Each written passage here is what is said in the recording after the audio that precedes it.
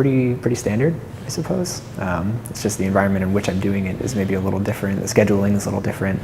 But I've been able to maintain a pretty normal life despite making a few, arguably major changes in lifestyle. Initially, it wasn't entirely surrounding food waste. I would take like an hour every day to go through every floor in my residence hall and sort all the crap that people had thrown in there. And usually I could turn a mountain of garbage into like a shopping bag. I started to realize that the world had this huge waste problem, and I would sort of look for it in other places, and I wanted to figure out where our primary points of waste production were. Conservative estimates are that we waste about 40% of the world's food production. And everyone's complaining like, oh, we've got this growing population, we can't afford to feed these people, what are we going to do? We need more farmland, we got to clear more forests. We have the capacity to feed, a lot more people, but we just don't use it efficiently. We're selfish with what we have. Consumers go into a supermarket expecting that there's going to be this, perfect, aesthetically beautiful selection of, everything they could possibly imagine in front of them, and they'll pick, the shiniest apple, with no blemish, and they say, this is the only apple that is worth my, 78 cents. And they'll put it in their plastic bag, and they'll go home, and they'll let it sit on the counter, and after a couple days it gets a little soft and throw it away. It's just really sad, So the data say that we waste about 40% of our food in the U.S., which is astronomical, and a lot of that happens at the consumer end. So it's after all of the resources have already been put into the food, and the growing, the distribution, the processing, the cooking, all of that. And so thinking about that consumer end of after all of that, those resources and effort has gone into preparing it, to really try to not waste it at that point is really important. There's a lot of people who take an approach of trying to use thrown away food or wasted food for their main food source, and that's really cool. I think what's interesting about that is solutions like that are great to demonstrate really how much food is wasted, that people can eat off of the waste, but obviously that's not a solution that we can all go to, because there eventually would not be enough of the wasted or surplus food for all of us to eat.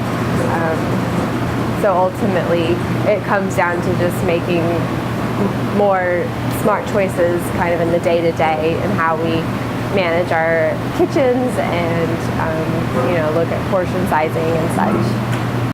So most people, when I say, yeah, I like to go dumpster diving to find food, they imagine some guy like going through your kitchen trash and pulling out remnants of chicken bones, like biting little bits out. It's nothing like that. That's disgusting.